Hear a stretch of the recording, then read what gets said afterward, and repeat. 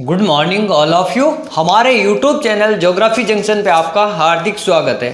आज हम बात करेंगे मुख्य रूप से जो भारत में जो जनजातियाँ रहती हैं उन जनजातियों के बारे में जो मानसून प्रदेश में आता है।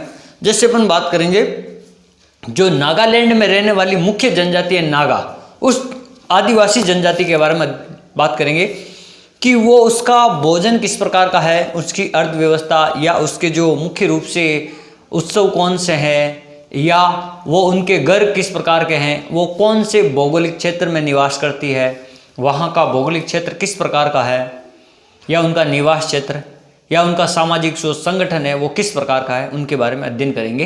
तो सबसे पहले बात करते हैं अपन नागा जनजाति। ये जो नागा जनजाति है ये मूल रूप से अपन भारत में बात की जाए तो उत्तर पूर्वी जो राज्य हैं सेवन सिस्टर, उनमें से एक नागालैंड जो मुख्य रूप से राज्य है, वहाँ नागालैंड में ये अधिकांश तो जनसंख्या नागालैंड में निवास करती है। बाकी असम, मणिपुर और ये जनसंख्या जो अराकोन यामा जो पर्वत श्रेणी लगी हुई है म्यांमार से, वहाँ उसके पास के जो समीप वाले जिले होते हैं वहाँ या समीपवर्ती जिलों में निवास करती हैं। जैसे अपन बात करते हैं उत्तर पूर्वी भारत की ये सबसे बड़ी व राजनीतिक दृष्टि से, एक तो ये सबसे ज़्यादा है इन संख्या में और ये राजनीतिक दृष्टि से एक जागरूक जनजाति है, यानी जो राजनीति होती है उसमें भाग लेने वाली ये जो जागरूक एक बड़ी जनजाति है। इनका सांस्कृतिक केंद्र नागालैंड है, यानी ये अधिकांश रूप से कहाँ निवास करती है, नागालैंड में निवास करती है। इनके अलावा मणिपुर, असम, मेघालय, म्यांमार से सटे जिलों में है, यानी जो मणिपुर है, मेघालय है, म्यांमार है, यहाँ के जो जिले हैं वहाँ निवास करती है। नागालैंड जो नागा जनजाति है इसकी जो आधिकारिक भाषा है नागालैंड राज्य की वो है आपके अंग्रेजी भाषा। जो नागालैंड राज्य है उसकी आधिकारिक भाषा कौन सी है, नागालैंड की अंग्रेजी भाषा है। यहाँ पर सर्दियों में क्या होती है, सर्दी ज़्यादा पड़ती है क्योंकि ये उत्तर पूर्वी क्षेत्र है, और गर्मियों में गर्मी ज़्यादा, आर्द्रता ज़्यादा रहती है। और इनकी विशेषता है यहाँ पर एक ब्रेल श्रेणी तथा आराकोन यामा एक दंतुरित कटक है, यानी एक जो कटक उभरा हुआ भाग होता है दंतुरित यानी दांत के समान कुछ इस प्रकार की आकृति है आराकोन यामा में। तो ये एक यहाँ की एक मुख्य विशेषता। बेल यानी जो बेल होती है ना पेड़ की, इस प्रकार से कटी हुई, अपन इस प्रकार से कह सकते हैं इस प्रकार से। तो ये दंतुनुमा या बेलनुमा या यहाँ की जो पहाड़ी है या कटक है उनकी एक मुख्य विशेषता है। फिर अपन बात करते हैं पटकोई व मल्लीपुर। जो पटकोई की पहाड़ियाँ हैं, जो मल्लीपुर की पहाड़ियाँ हैं, यहाँ पे ये निवास करती है। संपूर्ण वन, लगभग वहाँ के जो पहाड़ी इलाका है वहाँ संपूर्ण वनों में ये क्या फैली हुई है, आच्छादित है। जो जनजाति है ये फैली हुई है, जहाँ पर अनेक प्रकार के जो हिंसक जीव जंतु रहते हैं। ये नागालैंड की जो पहाड़ियाँ हैं ना, मणिपुर या पटकोई की या मल्लीपुर की पहाड़ियाँ, यहाँ पर अनेक प्रकार के हिंसक जीव जंतु रहते हैं, जहाँ इनका जो निवास है अयोग्य, यानी यहाँ पर निवास करने योग्य क्षेत्र नहीं है, फिर भी यह वहाँ पर रहती है। फिर बात करते हैं नागा शब्द। जो ये नागालैंड की जो नागा जनजाति है, ये जो नागा शब्द है इसकी उत्पत्ति कुछ विद्वान अलग बताते हैं, अलग अलग विद्वानों के अलग अलग प्रकार से उन्होंने अपना वर्गीकरण बताया।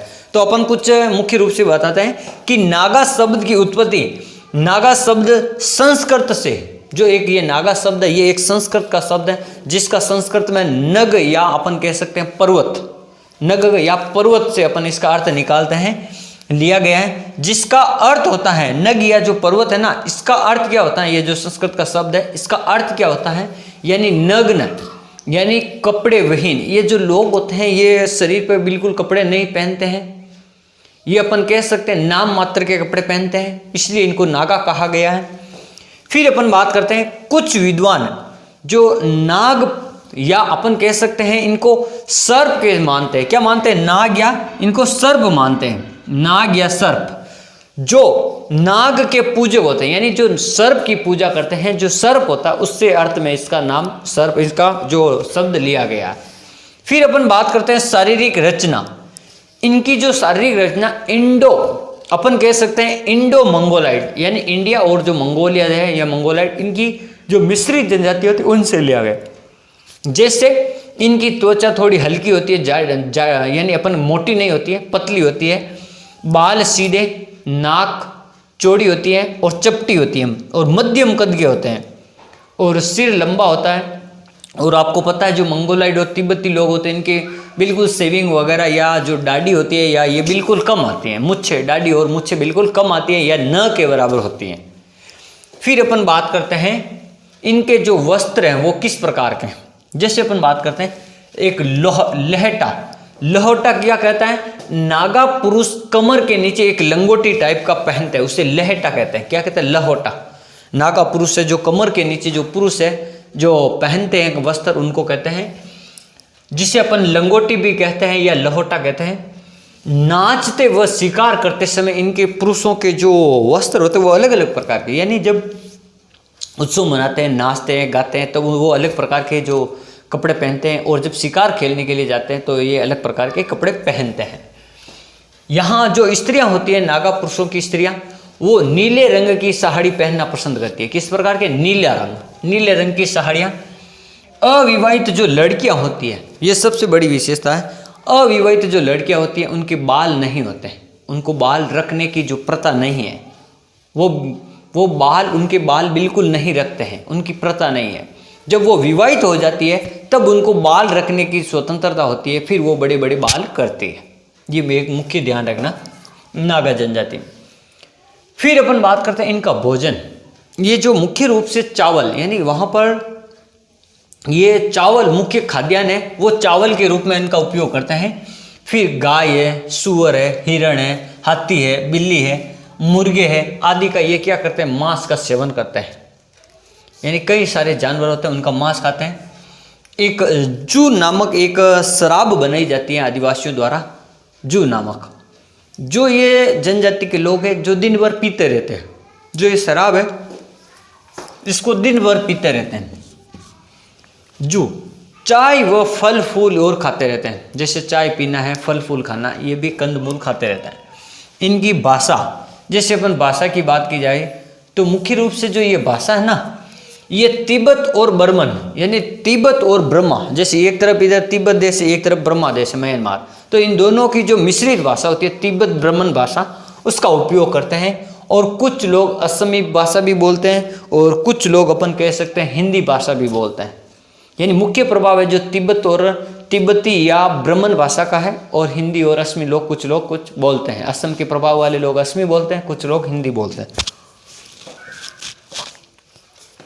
इनका जो सामाजिक जीवन है, यानी वहाँ की जो समाज की जो अर्थव्यवस्था है, समाज की जो व्यवस्था, वो किस प्रकार की, देखो, प्रत्येक गांव में एक से अधिक गोत्र होते हैं। यानी जो इनकी जनजाति, जो जाति के लोग होते हैं, वो एक से अधिक गोत्र आपको एक ही गांव में मिल जाएंगे।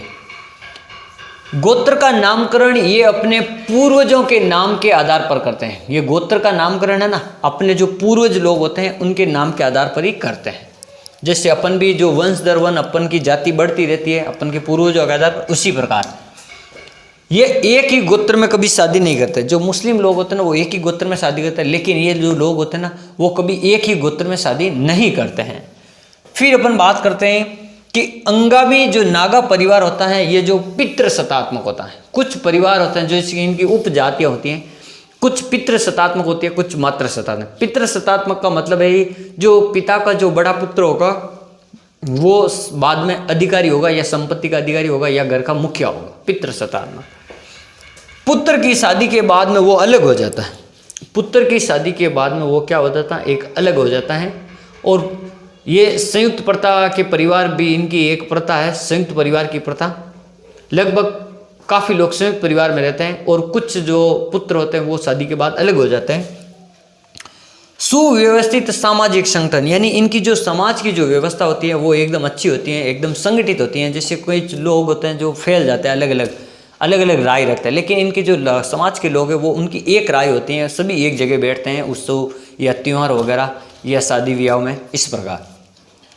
फिर अपन बात करते हैं कि पारिवारिक व सामुदायिक जो मामले, यानी कभी कभार मान लो किसी के झगड़ा हो गया, कोई पारिवारिक या सामाजिक मामला, सामुदायिक मामला, तो जो गांव का मुखिया वो इन मामलों की सुनवाई करता है। जो मुखिया होता है वो इन मामलों को सुलटारा करता है। या जैसे अपन बात करते हैं इनके घर या आवास, ये जो मुख्य रूप से तो ये क्या पहाड़ी इलाकों में रहते हैं, तो इनके जो घर होते हैं वो पहाड़ी इलाकों में सबसे ऊपर होते हैं, पहाड़ी टीलों के ऊपर यहाँ घर बनाते हैं, सबसे ऊपरी भाग में पहाड़ी इलाकों में।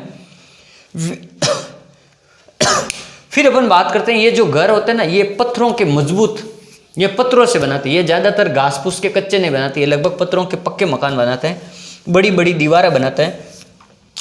एक होता है बड़ी बस्तियों को यहाँ खेल कहते हैं, जो बड़ी बड़ी बस्ती होती है ना जहाँ पर, उनको अपन खेल कहते हैं। बड़ी बस्तियों को क्या कहते हैं? खेल कहते हैं।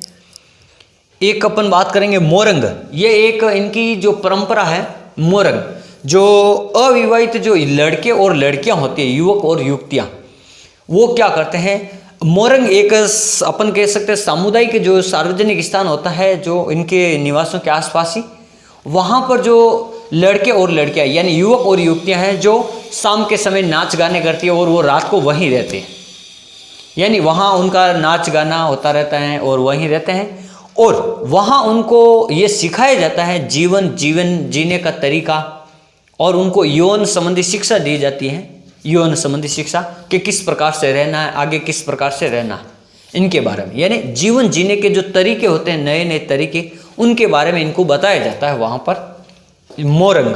ये आपको ध्यान रखना, ये अब कभी पूछ सकते हैं। फिर अपन बात करते हैं विवाह। इनका जो विवाह होता है वो कभी भी सम गोत्र नहीं होता, यानी एक ही जो जाति होती है ना, गोत्र अपन जाति को बोलते हैं, एक ही जाति में नहीं होता। कुछ कुछ ऐसी जाति होती है जहाँ एक ही जाति में होता है, लेकिन इनमें नहीं होता है। और एक बात इनकी कि जो युवक और युवतियाँ होती हैं, इनको क्या जो नागा जनजाति में स्वतंत्रता होती है अपने जीवन साथी को चुनने की। ये अपने जीवन साथी को अपनी मर्जी के अनुसार, इच्छा के अनुसार चुन सकते हैं, ये एक उनको मुख्य स्वतंत्रता होती है। और इनमें जो परिवार में क्या तलाक प्रथा भी होती है, कभी कभी बार क्या होता है, कुछ परिवार में जो अनबन हो जाती है उनके कारण बाद में उनको तलाक देना पड़ता है, तो तलाक प्रथा का भी रिवाज है नागा जनजाति में, तलाक लेने और तलाक देने का। फिर अपन बात करते हैं कुछ ये उत्सव व पर्व मनाते हैं, कुछ उत्सव पर्व या त्यौहार मनाते हैं, जैसे अपन होली, दीपावली, दशहरा मनाते हैं, इसी प्रकार से। जैसे अपन बात करते हैं ये आर्थिक व सार्वजनिक उत्सव मनाते हैं, यानी ऐसे उत्सव जो आर्थिक और सार्वजनिक तरीके से हो। जैसे अपन बात करते हैं कुछ दो तीन, एक होता है शेख रेजगी उत्सव होता है जो फरवरी और मार्च में आता है। शेख रेजगी उत्सव होता है जो फरवरी और मार्च में। फिर अपन बात करते हैं एक आता है करागी काचू की पूर्णिमा, ये जून महीने में आता है, करागी काचू की पूर्णिमा। एक आता है सुंगी रेचे की जो पूर्णिमा, ये सितंबर में आती है, सुंगी से सितंबर, काजू की पूर्णिमा जून में।